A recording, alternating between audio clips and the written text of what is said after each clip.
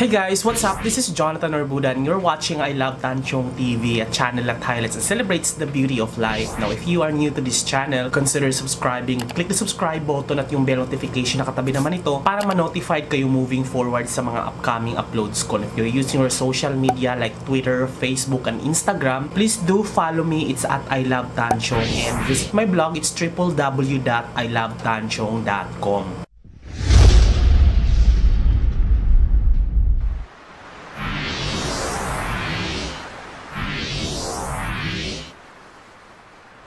Marami kasi nagtanong sa akin kung how was your multi-cooker na sobrang liit na binili ko sa Lazada, gumagana pa ba? May mga nag-comment na mga ganon. So sabi ko, gagawa na lang siguro ako ng after siguro na mga ilang months after ko magamit at matest ang durability niya. Napagdesisyonan ko na gagawin ko siya ngayon. I think I'm using that already for almost 6 months now or more than 6 months na. It's going to be enough para masukat ko yung durability and at magiging rigid yung review ko. Just a disclaimer, hindi po ako bayad, hindi po to sponsored post. This is only based on my experience. Nasa sa inyo na kung paniwalaan nyo ako, but I don't want to sacrifice my integrity on giving you a false hope when it comes to product kasi gusto ko as much as possible, honest ako na mag-review kasi sayang din naman ang pera nyo kapag binili nyo ang product na ito kung hindi naman worth it para sa inyo. So especially in this amount na $399 yata to. Pero for me, that's kinda cheap naman in comparison to mga branded na multi-cooker. So, just to give you a heads up guys, ito po ang ating i-review ngayon. In-depth review after 6 months kong paggamit. Kung natandaan nyo guys, nabili ko to 6 months ago.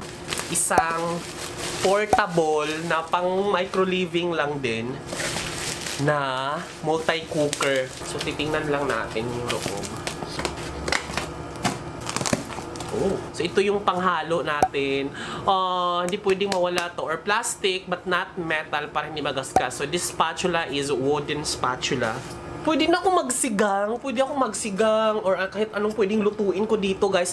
Non-stick siya. Excited talaga ako nito para i-unbox. At hindi ko na siya masyado talagang na-review. Na-unbox ko to una. Yung pangalawa kong video naman ay tinest ko siya para magsaing. Kanin. So, mayroon tayo isang tasang bigas.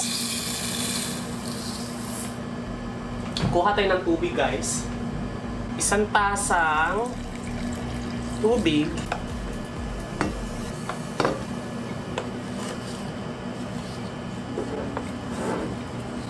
Bilis niyang ilipat. May sunog na nga, oh. Yan na po ang ating kanin. Para magluto na ginisang gulay. Ganyan lang. Pang flavor. Ito sa ating cauliflower para siyang fish fillet ang dating. So, mamaya na siya. Yan lang muna siya. Ito na ang ating sibuyas. Sunod natin ang bawang.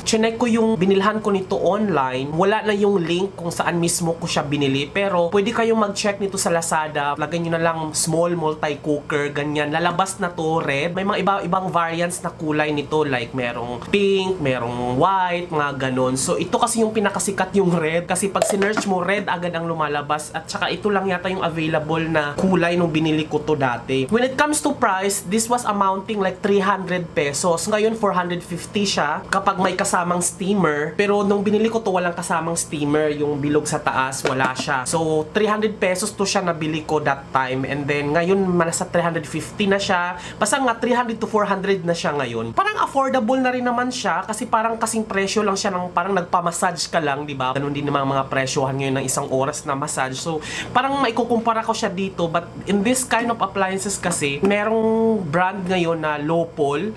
Lowpol yung pangalan niya. Tinatakan lang dito sa harap. Pero parang feeling ko ito din yun, tinatakan lang nila. At then may generic lang kasi ito eh, walang brand. It's made sa China. Generic lang siya. Wala talagang brand siya. I suggest na bilhin nyo yung generic kaysa dun sa branded. Kasi yung branded parang ito talaga tapos tinatakan lang. Mag-check na kayo sa Lazada kasi nga I don't want to provide you specific links kung saan ko siya binili. Kasi ayaw kong sisihin nyo ako. Baka mamaya sira yung makuha nyo or hindi naman quality. Kayo nang bahala. Pero itong experience ko na isi i-share ko ngayon, based lang naman sa mga kaganapan na opinion ko, na na-experience ko dito sa mismong cooker na to. Perfect siya kasi nga maliit yung unit ko, and then you can just easily grab this anytime kung gusto mong magluto, magprito ng tuyo, magprito ng itlog.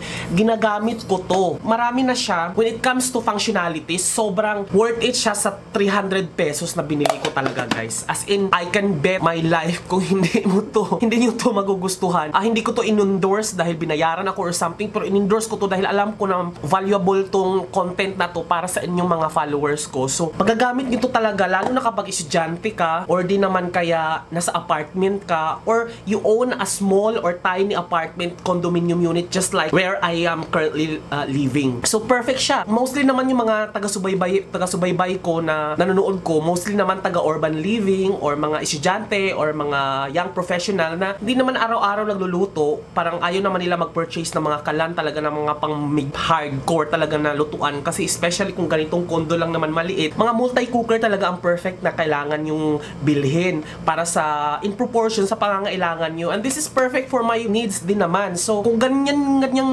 lifestyle, katulad nyo talaga ako na yung lifestyle ay very fast pacing, ganito, perfect to kasi nga, isaksak mo lang siya, isasaksak mo lang siya, and then, ang bilis niyang uminit, dalawa lang ang ano niya, 1 at saka 2. So, pag 1, medium heat, i-off mo yung gitna, and then yung sa kaliwa ay sobrang init. Sobrang bongga siya, and then after 5 months or 6 months yata, basta yung sa sobrang tagal ko ng paggamit, tingnan nyo guys, wala pang kaskas. Well, I think naman na natuto na rin siguro ako sa mali ko na wag talaga gumamit ng yung sponge na green side. Yung green side, wag kayong gumamit kasi ceramic coated po ito or Teflon, yung non-stick. So, pag ginamitan mo to ng magasgas talaga siya, magagasgas talaga siya. And then, at the same time, kung gagamitan mo siya ng metal products like kutsara, or panghalo mo or yung spatula mo or is metal, well, magagasgas talaga siya. So, good thing naman, nung binili ko to, meron siyang spatula na wood, kaya bongga na to.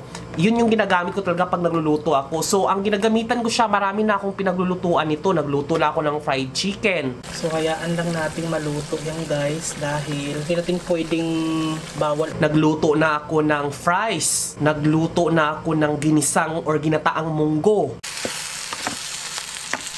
So, ilagay na natin yung tubig na may konting asin, paminta at patis. At ilalagay na natin. Ilagay na natin natin siya na maluto yung, or initin na lang natin pakuluin para bumaba yung tubig. And then, gusto ko kasi malata yung munggo para masarap siyang ibahog sa kanin. So, there. Nagsaing na ako dito. Nagluto na ako ng mga lumpia. Nagluto na ako dito ng pancake. Sobrang dami ko na talagang naluto dito. So, I think bayad na yung 300 pesos na kung i-compute natin siya sa depreciation value.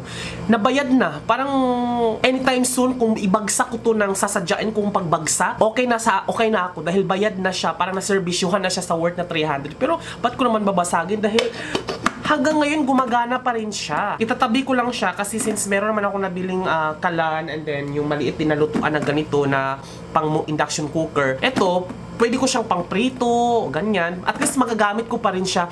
Perfect siya, guys. And I'm very thankful kasi after kong i-upload yung nagluto ako ng ginisang gulay, ang daming views, and then ang daming comment. Marami naghahanap ng link kung saan ko daw binili. Then, nilagay ko yung link sa description below.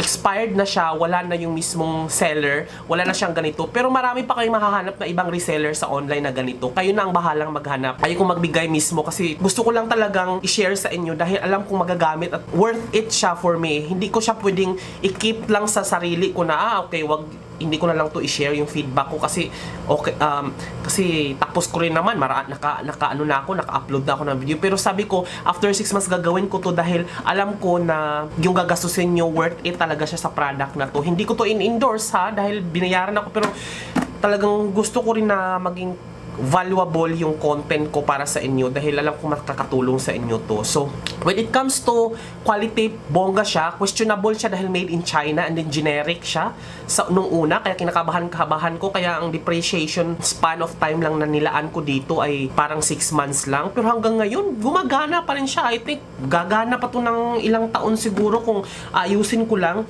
And then, hinuhugasan. Marami rin kasi nagtanong kung paano ko siya hinuhugasan since electric siya. Ang ginagawa ko, para siyang water resistant. O, tama. Para siyang water resistant. And wag lang sigurong basain dito sa likod dahil may mga butas-butas. Wag mong iganon sa tubig yung likod. Kasi pupunasan mo lang. Ang ginagawa ko kasi, pinupunasan ko lang yung paligid. Ganyan. And then, ito lang yung hinuhugasan ko sa loob. Yan, yung... Tsaka hindi naman mahihirapan ka mahugas kasi non-stick siya. Kahit masunog yung pagkain, carry lang. Dahil papatuluan mo lang ng tubig, iwawipe mo lang na ganun. Sobrang bilis niyang maglinis. And then, may mga nag-PM nga sa akin, yung isa kong kakilala dito sa unit, napabili dahil nung napanood niya yung mga niluluto ko gamit nito. Sobrang nainganyo silang bumili. Sabi ko, ay goodbye yan. Buti na lang bumili ka dahil nga sobrang sulit siya and then magagamit mo talaga. So, since na-notice ko lang siya, hindi even yung kasi meron tong iron rod or yung heating rod sa loob, yung parang bilog, doon behind dito, nandito siya sa loob, na yun yung nagbabaga para kumunik dito sa teflon dito at yun yung mag-iinit. Hindi lang pantay guys, kasi ito nasusunog siya. Mas nauna tong nasusunog or nag-iinit kaysa dito sa side na to. Kaya if you're going to use this to cook a omelette or pancake, yung dito na side dito, naluluto na, dito hilaw pa. Tapos iikutin ko na lang siyang ganon kasi pwede mo naman siyang slide na ganon sa kahil non-stick na. Iikutin ko na lang yung mismong niluluto ko, yung omelette or yung itlog na sunny side up, mga ganon. Wag lang masunog sa side na to pero ito talaga yung problema ko, yung side na to hindi siya pantay siguro yung pagkaka-install or mas umiinit dito dahil nandito yung kuryente, hindi talaga equally distributed dito sa buong bilog dahil dito makikita nyo, ayan kung titingnan nyo ito sunog na yan yan, sunog yan banda na yan dahil ito yung parating nag-iinit and then dito. Pero in total naman, kung sabaw ang lulutuin mo, kumukulo naman siya lahat. Like pag ginataang munggo or kahit anong sabaw-sabaw, pwede siya. Pero pag mga omelette ganon, dito lang hindi pantay siya. Pero iwan ko lang kung baka sa akin lang to, sa product na to, or baka hindi naman sa iba. So, hindi naman kasi pantay-pantay. Iwan ko lang din yung quality control nito. Pero, when it comes to price, hindi na ako magko-question dahil magkano lang naman to, 300 pesos lang naman yung bili ko nito. So, ayun, yun lang naman yung feedback ko guys. Sobrang bongga siya talaga. So, yeah, that's it. Thank you for watching. And again, this has been Jonathan Norbuda saying, keep smiling because life is worth celebrating for. Bye! Oh, juicy niya. Juicy sa loob, crispy sa labas.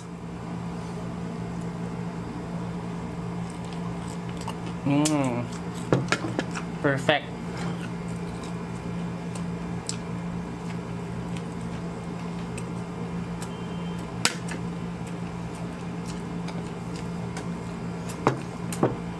Try naman natin yung balat na part.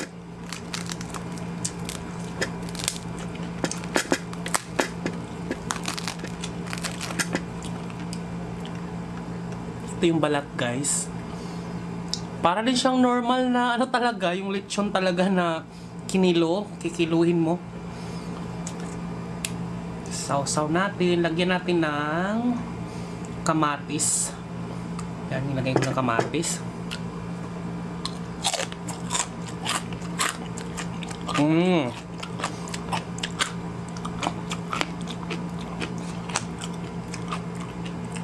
Harap.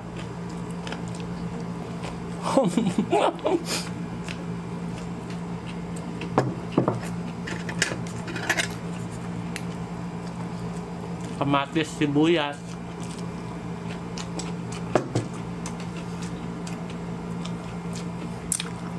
There you go guys. Sana nagustuhan.